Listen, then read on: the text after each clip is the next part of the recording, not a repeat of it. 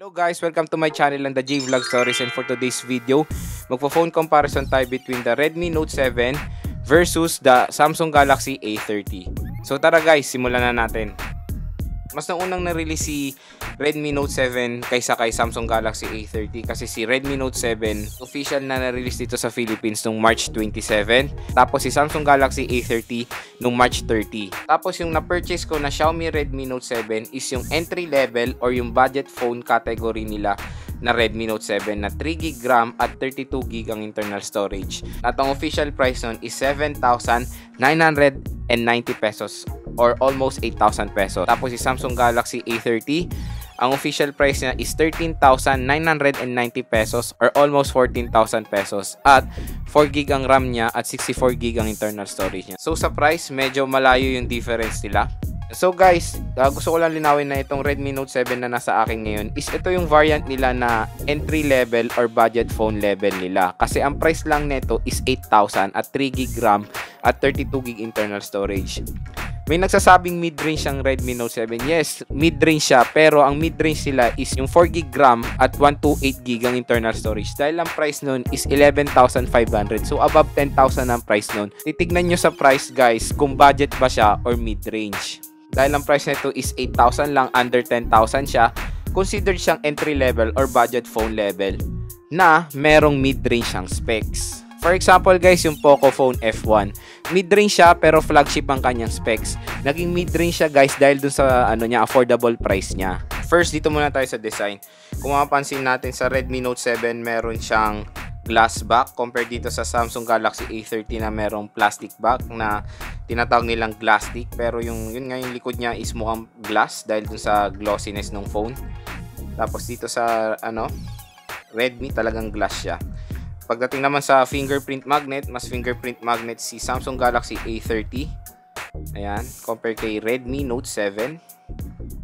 And yun nga guys, take note, medyo magkalayo ang kanilang price dahil 8,000 versus 14,000 pesos. Pero try na rin natin sila i-compare dahil yung specs na itong si Redmi Note 7 is for mid-range. Pero nga, ito yung base model, yung 3GB RAM and 32GB ang internal storage. Pareho silang merong fingerprint scanner. Tapos pareho rin sila ng camera orientation na vertical at pareho silang merong dual camera. At sa baba nun is yung LED flash nila. Pagdating naman sa camera, si Samsung Galaxy A30 ay merong 16 megapixel main camera na merong f1.7 aperture. Tapos meron siyang 5 megapixel ultra wide camera na merong f2.2 aperture. Tapos sa Redmi Note 7, meron siyang 48 megapixel main camera na merong f1.8 aperture. Tapos meron siyang 5 megapixel depth camera. Pagdating naman sa bigat, mas mabigat si Redmi Note 7 compare kay Samsung Galaxy A30. Siguro kasi all glass kasi si Redmi, kaya medyo mabigat siya. And dahil doon all glass siya, expect nyo na mas scratch resistant siya compared dito sa Samsung Galaxy A30. Dito naman tayo sa mga physical buttons sila. Kung mapapansin nyo, pareho nandito ang kanilang power button at ang kanilang volume rocker. Sa taas, medyo magkaiba sila dahil sa Samsung Galaxy A30, microphone lang ang makikita natin. Tapos sa Redmi Note 7, nandito ang microphone, 3.5mm headphone jack at yung IR blaster. Sa kabila, nandito ang kanilang SIM card slot. And sa baba, nandito ang 3.5mm headphone jack sa Samsung Galaxy A30, USB Type-C port, microphone at speaker grills. Tapos sa Redmi Note 7, USB Type-C port at speaker grills. Pagdating naman sa screen size, mas malaki yung screen size ni Samsung Galaxy A30. Dahil si Samsung Galaxy A30 ay merong 6.4 inches compare kay Xiaomi Redmi Note 7 na merong 6.3 inch. Hindi sila nagkakalayo ng screen size. Medyo lang naman. Napakaliit lang ng kanilang difference. Tapos sa Samsung Galaxy A30, meron siyang Full HD Plus Super AMOLED display compare sa Redmi Note 7 na merong Full HD Plus IPS LCD display. So LCD versus Super AMOLED. Tapos sa resolution, pareho sila ng resolution na 1080 by 2340, pero sa Samsung Galaxy A30 ang kanyang pixels per inch ay 403 compare kay Redmi Note 7 na merong 409 pixels per inch. Sa aspect ratio naman, pareho lang din sila ng aspect ratio na merong 19.5 by 9 And of course, pareho silang merong notch display. Pero mas round yung notch ng Redmi Note 7 compare sa Samsung Galaxy A30. Sa software naman, out of the box, pareho silang merong Android 9.0 Pie. Pero sa Samsung Galaxy A30, meron siyang One UI. Tapos sa Redmi Note 7, meron siyang MIUI 10. Sa chipset, si Samsung Galaxy A30 ay merong Samsung Exynos 7904 compared sa Redmi Note 7 na merong Qualcomm Snapdragon 660. CPU, pareho silang octa-core CPU, pero si Samsung Galaxy A30 ay merong 1.8 GHz compared sa Redmi Note 7 na merong 2.2 GHz. So, mas mataas ang gigahertz ng Redmi Note 7 compared sa Samsung Galaxy A30. Sa GPU, si Samsung Galaxy A30 ay merong Mali G71 compared sa Xiaomi Redmi Note 7 na merong Adreno 512. Dito sila nagkakaiba sa RAM dahil mas mataas ang RAM ni Samsung Galaxy A30 na merong 4GB RAM at ang internal storage niya is 64GB. Tapos sa Redmi Note 7 naman, meron siyang 3GB RAM at 32GB ang internal storage niya. Kasi guys, ito nga sinasabi ko sa inyo, ito ang kanilang entry level version na Redmi Note 7. Pero meron silang higher variant, yung 4GB RAM at 128GB ang internal storage. So, mas mura pa rin yun compare sa Samsung Galaxy A30. Sa front camera naman, si Samsung Galaxy A30 ay merong 16MP compare kay Redmi Note 7 na merong 13MP. At kung nakukulangan kayo sa storage, syempre pareho silang expandable via micro SD card. Pero kay Redmi Note 7 hanggang 256GB lang. Tapos kay Samsung Galaxy A30 hanggang 512GB ang expandable storage. Sa biometrics, pareho silang merong dalawang biometrics, face recognition at fingerprint sensor.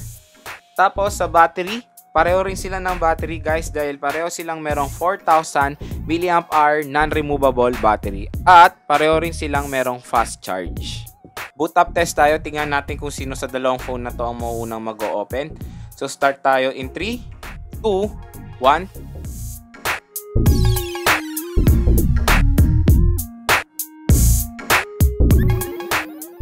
So guys, mas naunang nag-open si Redmi Note 7 kaysa kay Samsung Galaxy A30. Test natin yung fingerprint scanner nila. So dito muna tayo sa Samsung Galaxy A30. Ayan na, nakapatong siya. Ayun. Ayan na. Isa pa. Last. So yung pag nakaslip yung phone, medyo matagal siya mag-scan sa fingerprint scanner. Pero pag naka-open siya, mabilis. Diba? Pag naka-open yung screen niya, mabilis yung scan. Kasi dito sa Redmi Note 7, kahit naka-off yung phone mo or naka-sleep, mabilis siya. Sobra. Ayan. Mabilis yung fingerprint scanner niya. Isa pa. Tignan nyo na lang.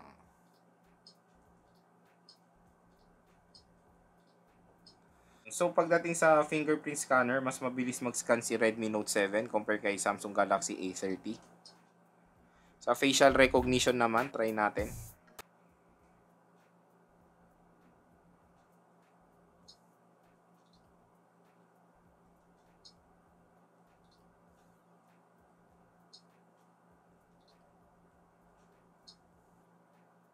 So sa facial recognition, mas mabilis din si Redmi Note 7. So yan, overall sa biometrics, mas mabilis mag-scan si Redmi Note 7 compare kay Samsung Galaxy A30. Speaker test naman tayo. Yung nasa taas si Redmi Note 7, tapos sa baba si Samsung Galaxy A30. Simulan muna natin sa Redmi Note 7.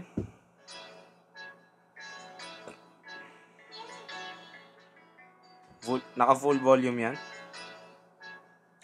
Kay A30.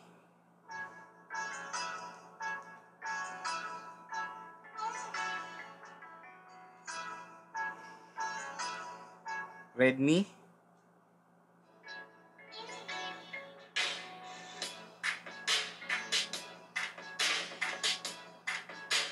A30.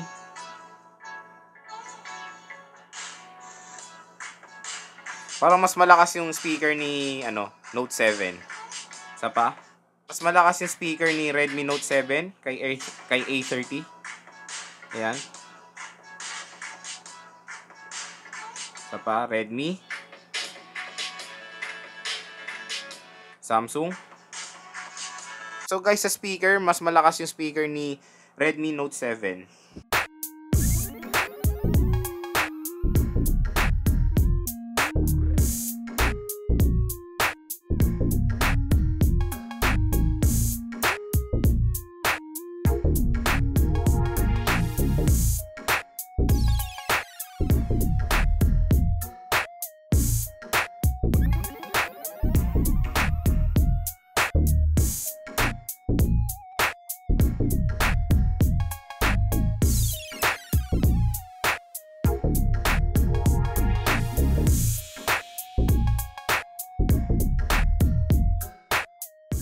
So guys, ang tanong, sino bang mas maganda sa dalawang phone na to? For me, kung ako tatanungin, pareho sila maganda. Nagustuhan ko sila pareho. Pero ito, sasabihin ko lang yung advantages nila sa isa't isa para naman magkaroon kayo ng idea kung anong pipiliin nyo sa dalawang phone na to. Unahin natin dito si Samsung Galaxy A30. So, ang advantages niya kay Redmi Note 7, first is yung screen size niya. Mas malaki yung screen size niya kay Redmi Note 7. Pero napakaliit lang, 0.1 lang. Pangalawa, syempre yung RAM niya at internal storage niya. And take note guys, ito ulitin ko na ang kino-compare kong Redmi dito is yung entry level or yung budget level na Redmi Note 7. So pagdating doon, mas mataas ang RAM ni A30. Kasi si Redmi Note 7 merong 3GB at 32 compare kay A30 na merong 4GB at 64GB. Pangatlo, yung front camera niya kasi mas mataas yung megapixel ng front camera ng A30 versus sa Redmi. Tapos sa rear camera naman, dahil si Samsung Galaxy A30 ay merong ultra wide angle lens. Tapos dito kay Redmi Note 7, depth sensor lang yung pangalawang camera niya. Ito naman tayo sa advantages ng Redmi Note 7 dito sa Samsung Galaxy A30. Number 1 na dyan guys yung price niya. Syempre 8,000 pesos versus 14,000 pesos. Doon pa lang sa price, number 1 advantage niya ng Redmi Note 7. Kasi nga yung price niya is for budget phone, tapos ang specs niya is for mid-range. Second, of course, dun sa rear main camera niya, dahil si Redmi Note 7 ay merong 48 megapixel compare sa A30 na merong 16 megapixel. Pangatlo is yung glass back niya compare sa plastic ng Samsung Galaxy A30. So mas scratch resistant si Redmi Note 7 compare kay Samsung Galaxy A30. At syempre mas less fingerprint magnet siya compare kay Samsung Galaxy A30.